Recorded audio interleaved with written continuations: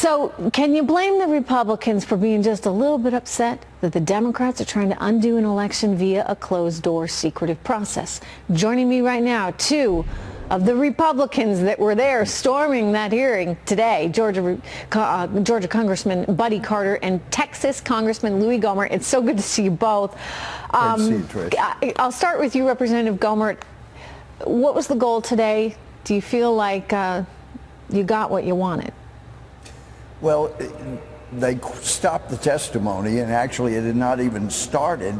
But Trish, one of the things I was shocked to find out today, I didn't know before, I don't know if Buddy did, but we found out when we got into the SCIF, that's for a secure contained area where information can be revealed that's classified. We found out today that at the beginning of every witness's testimony, Adam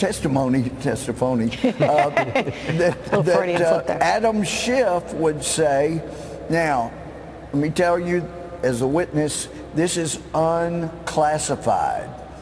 And for heaven's sake, we thought the whole reason they were doing it in the SCIF that's so secured with officers and all that stuff was because it was classified. It's not classified. And I've heard a number of Democrats say today, look, you got to understand, it's like a grand jury. Garbage. I've handled grand juries. I've had called in grand juries. And let me tell you, every member of the grand jury gets to hear every bit of the testimony, and we don't like hearsay testimony. People going nuts about Taylor's testimony today. The guy was basing it on hearsay from a person who said he was actually just speculating. I mean, that's garbage. But all of us, the grand jury is not the best metaphor, but regardless, we all get to vote. We all need to hear every witness. Representative Carter, there's been no real transparency in any of this. How does this get rectified right now? Is there a way to rectify it? Well, at this point, I don't know how you rectify it, except to say that the Democrats have to open up the process.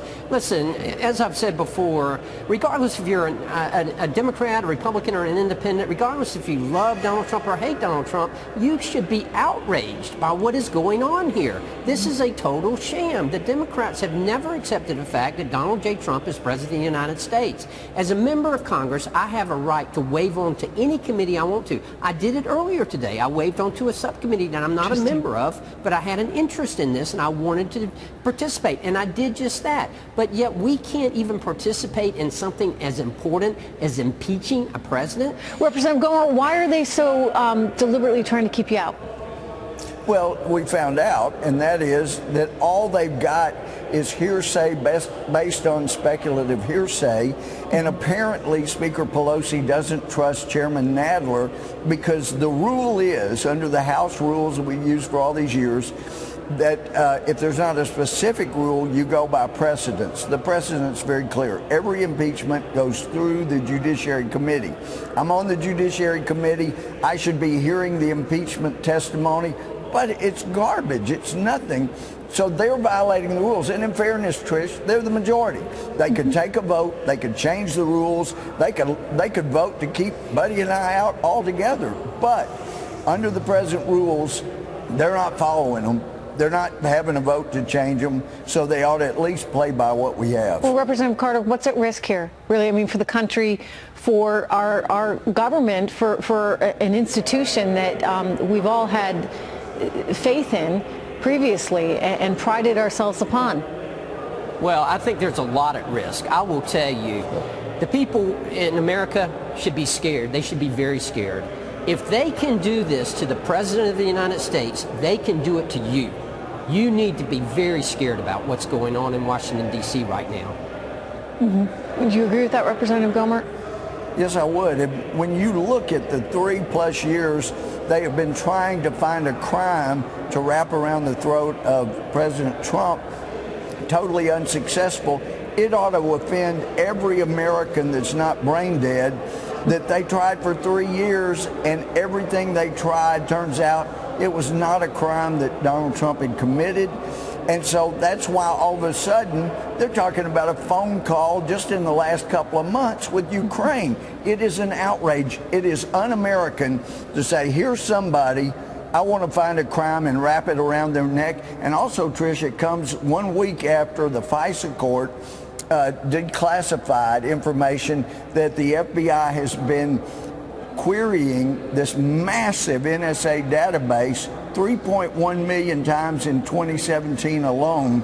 They're looking, not based on any crimes, the court made that clear, they're looking for crimes they can wrap around the neck of Americans. This is a very deep-seated problem, and it's something we need to do something about. Mm-hmm. Congressman, it seems as though they wouldn't be able to get very far with any of this, even if they were to have a vote and have a formal impeachment inquiry.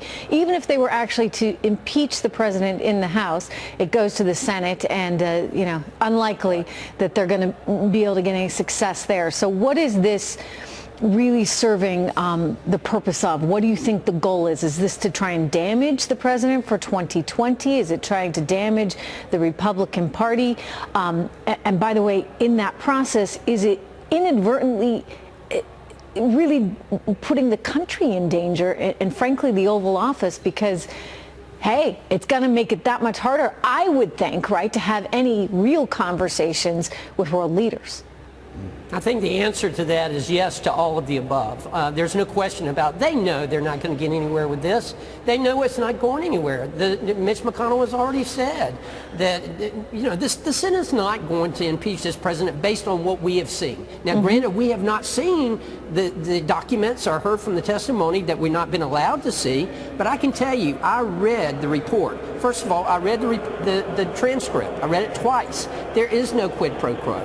That document and that conversation flowed just like you would expect for it to flow. The sequence of conversation was just like you would expect.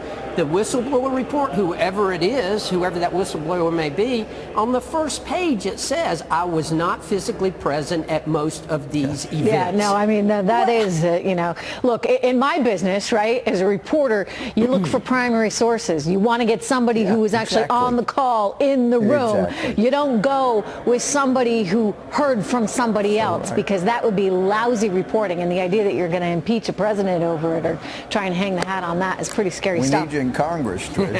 We do. Congressman Carter, Congressman Gohmert, good to see you both tonight. Thank you.